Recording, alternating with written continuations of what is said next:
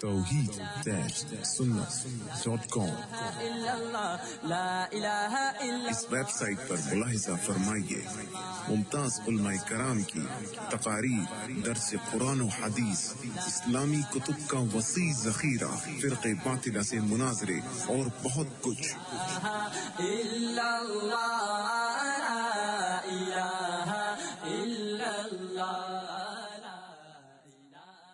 طبیب حاذق کے ہاتھ سے اگر کسی کو شفا نہ ہو اور مر جائے تو اس سے قیامت میں باز پرس نہ ہوگی، کیونکہ وہ فن کو جان کر علاج کرتا تھا، بخلاف عطائی کے کہ اس کے ہاتھ سے کسی کو شفا ہوگی جب بھی مواخذہ ہوگا اور کوئی مر گیا تو اچھی طرح گردن ناپی جائے گی، کیونکہ وہ فن سے واقف نہیں۔ حضرت حکیم الامت تھانوی نور اللہ مرقدہ ارشاد فرماتے ہیں کہ آدمی جس فن کو نہ جانتا ہو اس میں ہاتھ نہ ڈالے۔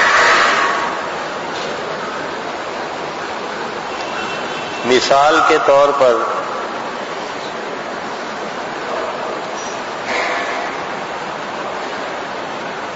عالم نہیں ہے، مفتی نہیں ہے اور کوئی مسئلہ پوچھے تو کہہ دے بھائی مجھے نہیں آتا، یا مفتی سے پوچھ لو۔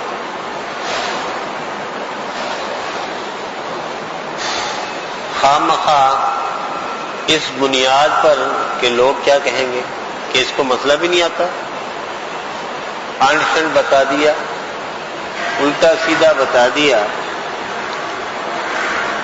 کیا بعید ہے کہ تمہارے اس مسئلہ بتانے پر جو تم نے غلط بتایا تو اس بیچارے سائل کی زندگی خراب ہو جائے۔ اس لیے جس فن کو آدمی جانتا ہو اس فن کی بات کرے۔ ہمارے دادا شیخ حضرت مولانا محمد زکریا مہاجر مدنی نور اللہ مرقدہ کسی فتوے پر الجواب صحیح نہیں لکھتے تھے۔ قصہ یوں ہوا کہ ایک دفعہ مظاہر نون میں سہارنپور میں ایک سوال آیا، وہاں کے مفتیوں نے مسئلہ لکھا۔ مسئلہ لکھنے کے بعد جس طرح دوسرے استاذوں سے تائیدی دستخط کروائے جا رہے تھے، اس وقت بھی حضرت مولانا محمد زکریا صاحب وہاں بڑے اسباق پڑھاتے تھے، انہوں نے بھی دستخط کر دیے۔ وہ مسئلہ چلتے چلتے حضرت مولانا خلیل احمد سہارنپوری جو اس وقت کے سب سے بڑے بزرگ تھے اور حضرت گنگوہی نور اللہ مرقدہ کے خلیفہ مجاز بھی تھے اور حضرت شیخ کے استاد اور محسن و مربی بھی تھے، ان تک مسئلہ گیا تو انہوں نے بلا کے فرمایا میاں تم نے پڑھا بھی تھا، کیوں کیا تھا دستخط؟ بس وہ دن اور آخر زندگی تک حضرت نے کبھی دستخط نہیں کیا، صاف فرما دیتے تھے بھائی میں مفتی نہیں، کسی مفتی سے جا کے پوچھو۔ وجہ اس کی یہ ہے کہ دیکھو ایک آدمی مستند ہے، اس نے یہ فن سیکھا ہے، اور ایک آدمی غیر مستند ہے، اس نے فن سیکھا نہیں، سنی سنائی باتیں، تو سنی سنائی بات ہر جگہ نہیں چلتی. www.shahideislam.com پھر حضرت فرماتے ہیں کہ اس کی مثال ایسے ہے جیسے ایک ماہر حکیم ہو. وہ مرض دیکھے گا، ہاتھ نبض دیکھے گا، علامات پہچانے گا، وہ تشخیص کرے گا کہ اس کو فلاں بیماری ہے، نسخہ لکھ دے گا. ٹھیک ہو جائے اس کی قسمت، نہ ٹھیک ہو اس کی قسمت. حکیم کے ذمہ کوئی گناہ نہیں. اگر حکیم نے دوائی دی، مثلا وہ مر بھی گیا، تو حکیم کے ذمہ کوئی گناہ نہیں، اس لیے کہ وہ اس فن کو جانتا تھا اور اپنے تئیں اس نے اس کی خیر خواہی کی، اس لیے اس پر کوئی مواخذہ نہیں. لیکن اگر ایک آدمی اس فن کو جانتا نہیں، حکیم ہی نہیں ہے، طب پڑھی نہیں اس نے، استاد کے پاس بیٹھا نہیں، اب اس نے دکان کھول لی، اب کوئی مریض آ گیا اس کے پاس، اب اس مریض نے اپنے انٹ شنٹ، اس نے مریض نے ہاتھ دکھایا تو اس عطائی نے اس کا کوئی نسخہ لکھ دیا. اگر یہ آدمی ٹھیک ہو گیا تو بھی یہ مجرم ہے، جس نے اس کا علاج کیا ہے یہ تب بھی مجرم ہے. اور اگر مر گیا، زیادہ بیمار ہو گیا، تب تو دوہرا مجرم ہے. اب سوال یہ پیدا ہوتا ہے کہ ٹھیک ہو گیا پھر کیوں مجرم ہے؟ پھر تو شاباش ملنی چاہیے نا اس کو. ٹھیک ہو گیا تب اس لیے مجرم ہے کہ اس نے وہ کام کیا جو اس کو کرنا نہیں چاہیے تھا، اپنی حدود سے اس نے تجاوز کیا، اس کو حق ہی نہیں پہنچتا تھا.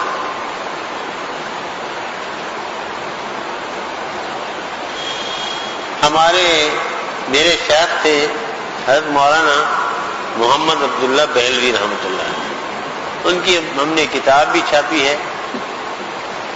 انہوں نے لکھا ہے کہ میں تھانہ بھون گیا، حضرت حکیم الامت تھانوی نور اللہ مرکزوں کی خدمت میں.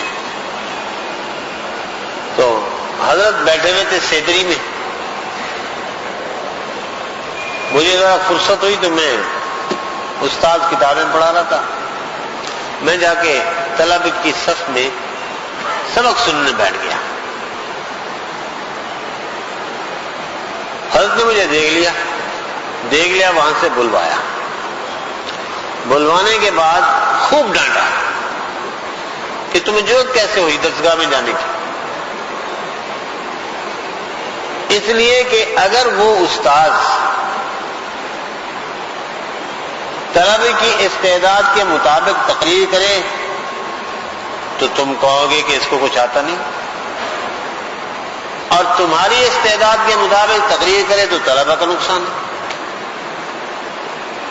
تم نے ایسا کیا کیوں؟ تمہاری جو حدود تھی اس حدود سے بڑے کیوں؟ حق کیا پہنچتا تھا؟ تو ٹھیک اسی طرح بھائی تمہیں کیا حق پہنچتا تھا؟ کسی کا علاج کرو، یہ تو اتفاق ہے ٹھیک گیا ہو گیا نا، مر بھی سکتا تھا اس کے ساتھ. تو مسئول ہوگا، اللہ کے ہاں پوچھا جائے گا اس سے کہ جو کام ہم نے تمہارے ذمہ نہیں لگایا تھا وہ تم نے کیوں کیا. اور جس صورت میں مریض مر گیا تو اس صورت میں تو اور زیادہ گردن ناپی جائے گی. ٹھیک اسی طرح فرماتے ہیں کہ اگر کسی کو کسی اللہ والے سے اجازت اور خلافت یا اصلاح اور تربیت کے لیے مأمور نہیں کیا گیا تو وہ اپنی دکان کھول کر نہ بیٹھے. shahideislam.com اگرچہ اس سے نفع ہو رہا ہوگا تب بھی یہ بیعت کرے گا تو مجرم ہوگا. دھوکہ ہے، یہ دھوکہ ہے. لوگ سمجھیں گے کہ واقعی یہ بھی کچھ شیخ ہے، اس کو بھی اجازت ہے، اس کو بھی خلافت حاصل ہے. یہ دھوکہ ہے، یہ فراڈ ہے. یہ قیامت کے دن اس سے پوچھا جائے گا. اور چلو اتنا نہ ہوا، لوگوں کو نفع ہو رہا ہے تب تو یہ بات ہے نا. اور اگر نقصان ہو گیا تو لوگوں کو گمراہی کا ذریعہ بن رہا ہے، لوگوں کی گمراہی کا ذریعہ بن رہا ہے، بدعمالیوں کا ذریعہ بن رہا ہے. اس کو ایسا نہیں کرنا. اس لیے حضرت فرماتے ہیں اگر کوئی شخص کسی اللہ والے کی طرف سے اس کو اجازت ہے اور وہ یہ کام کرتا ہے، اس سے نفع ہو تو فائدہ ہے، نقصان ہو تو کم از کم مواخذہ تو نہیں ہوگا نا. یہ تو ہم اور آپ دیکھتے ہیں کہ کوالیفائڈ ڈاکٹر جو ہوتے ہیں نا، پڑھے لکھے مستند سند یافتہ ڈاکٹر اور حکیم، ان کی دوائیوں سے بھی آدمی مر جاتے ہیں، لیکن حکومت ان کو نہیں پوچھتی.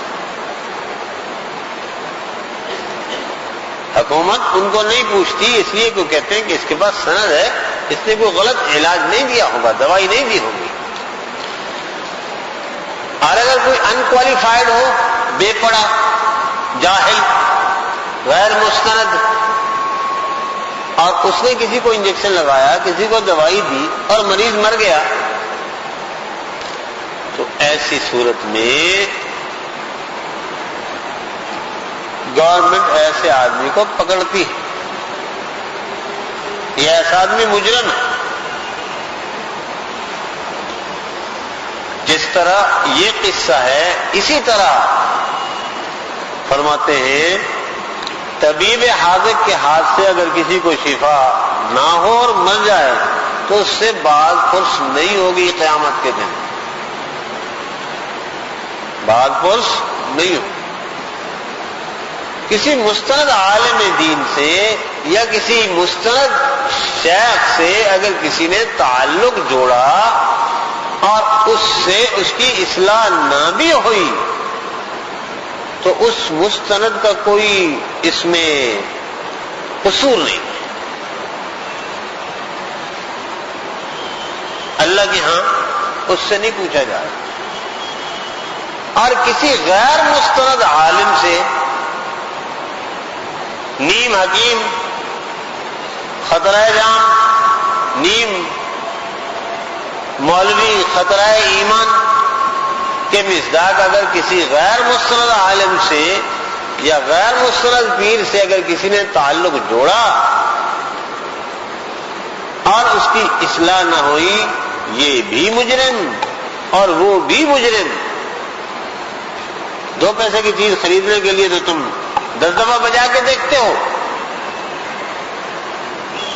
اور یہاں دین اور آخرت کے معاملے میں تمہیں ذرا عقل نہیں ہے. پوچھا جائے، اس سے بھی پوچھا جائے گا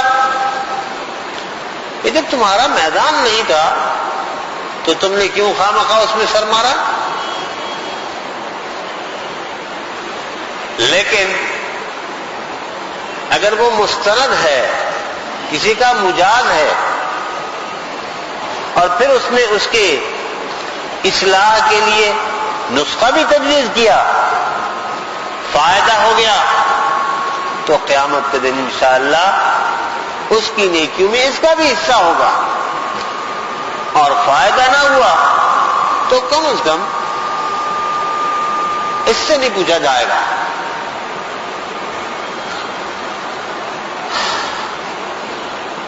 ارشاد، اہل اللہ کو مسلمانوں پر بے حد شفقت اور مسالے کی بے حد رعایت ہوتی ہے.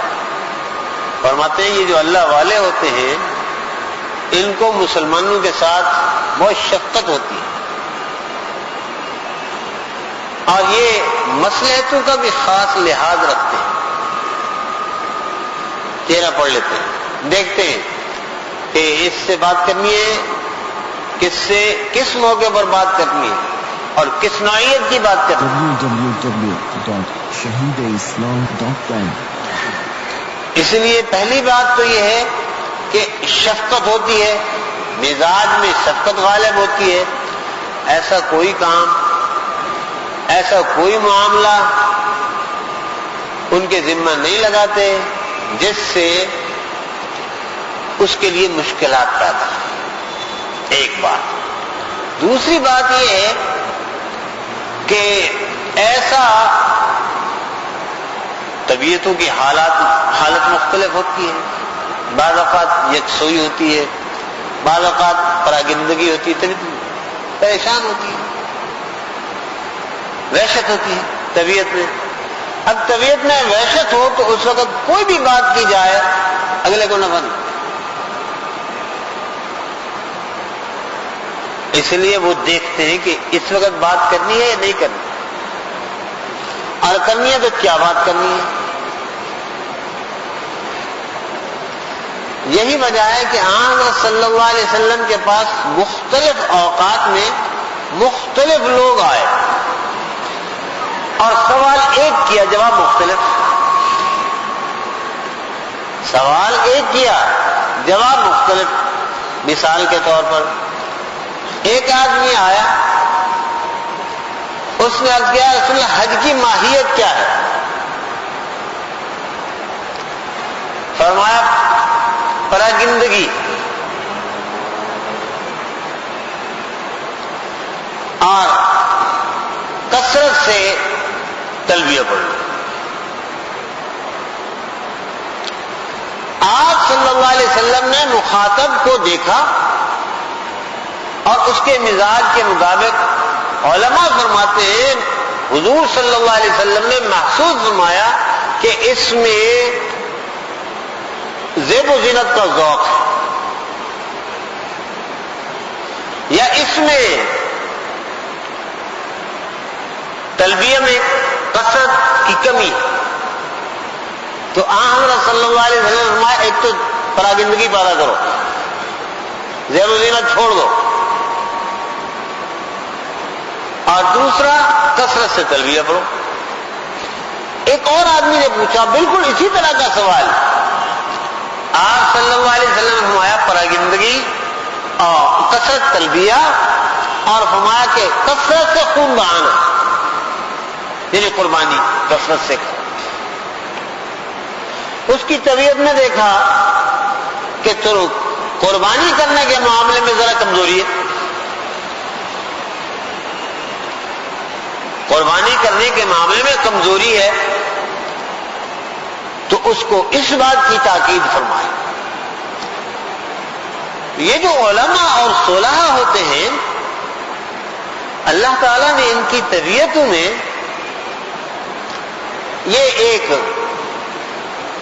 یہ خاص وصف اور ذوق رکھا ہوتا ہے، وہ پہچان لیتے ہیں، نفسیات جانتے ہیں، شفقت اور مسالے کو جانتے ہیں۔ میں نے آپ کو قصہ سنایا تھا، ہمارے یہاں شہید نفر اللہ مقدو کے پاس ایک آدمی آیا، خوب رو رہا تھا، خوب حضرت سے لپٹ رہا تھا۔ کوئی بات ہوئی ہوگی، حضرت نے کس کے تھپڑ دیا، غلط دب ہو جائے، نکال دیا۔ اب جب وہ چلا گیا تو محسوس فرمایا ہوگا، میرے بارے میں ہی بیٹھا تھا کہ شاید میں نے زیادتی فرمایا۔ مولوی صاحب اس کا علاج یہی تھا، اس کا علاج یہی تھا۔ اور اس کے بعد تھوڑی دیر بعد میں باہر گیا تو وہ باہر تھا، غالباً میں نے اسے کہا کہ جا کے میاں تم معافی مانگ لو حضرت سے اور تم یہ اپنا معاملہ ٹھیک کر لو۔ وہ گیا معافی مانگ لیا، اس نے شفقت فرمائی، علاج ہو گیا اس کا۔ فرمایا اہل اللہ کو مسلمانوں پر بے حد شفقت ہوتی ہے اور مسالے کی یعنی مصلحتوں کی بے حد رعایت فرماتے ہیں۔ www.shahideislam.com. ایک اور بات، شیخ کے سامنے اس طرح نہ کھڑا ہو کہ اس پر سایہ پڑے. بات یہ ہے کہ اس سے بھی الجھن ہوتی ہے، بس اس کا منشا اذیت ہونے کی وجہ سے منع کیا گیا. دیکھو بھائی، بعض علاقوں میں اصطلاحات مختلف ہوتی ہیں، اصطلاحات مختلف ہوتی ہیں، کھانے پینے کے اعتبار سے، ملنے جلنے کے اعتبار سے، چلنے پھرنے کے اعتبار سے اصطلاحات مختلف ہیں.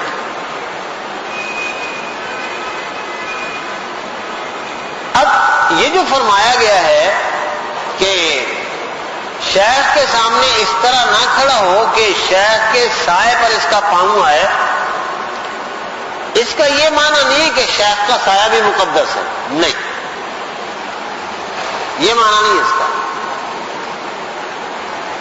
یہ اس لیے منع فرمایا گیا کہ عام طور پر اس طرح سے ذہنی کوفت ہوتی ہے، طبیعت میں انتشار پیدا ہوتا ہے،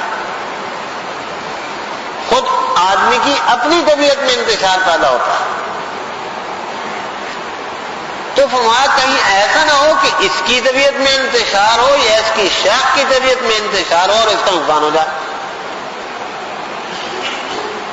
باقی سایہ مقدس نہیں ہے، اس لیے فرمایا شیخ کے سامنے اس طرح نہ کھڑا ہو کہ اس پر سایہ پڑے. بات یہ ہے کہ اس سے بھی الجھن ہوتی ہے، بس اس کا منشا اذیت ہے کہ شیخ کو اذیت نہ پہنچے، اسی وجہ سے منع کیا گیا. شیخ کی جائے نماز پر نماز بھی نہ پڑھے. یہ آداب حضرت آداب الشیخ والمرید ایک مستقل رسالہ ہے، معارف بہلوی میں وہ آ گیا ہے، حضرت مولانا محمد عبداللہ بہلوی رحمۃ اللہ علیہ کا ہے. اس میں یہ چیزیں تفصیل سے فرمایا کہ شیخ کے مصلی پر بھی نماز نہ پڑھے، یہ بھی ادب کے منافی ہے.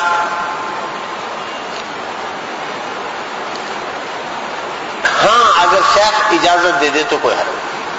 یہاں بھی وہی بات ہے کہ اس میں خود روی ہے، اس میں خود روی کا شائبہ ہے. لیکن حضرت فرماتے ہیں بات دراصل یہ ہے کہ یہ اصطلاحات میں فرق ہے.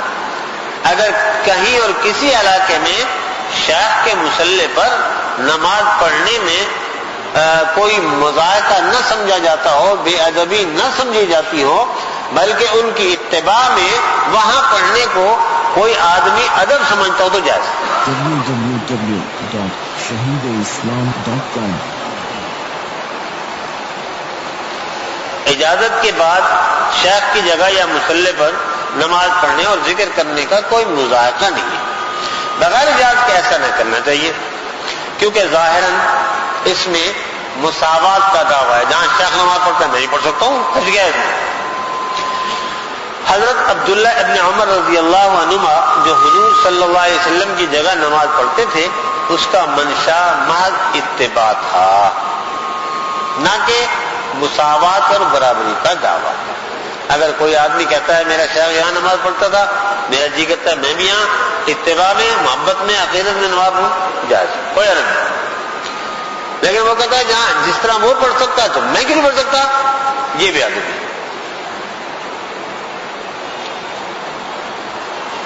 اس کے علاوہ ایک بات اور ہے کہ ادب کی بنیاد عرف پر، ادب کی بنیاد عرف پر ہے، اور جہاں عرف بدل جائے گا حکم بھی بدل جائے گا.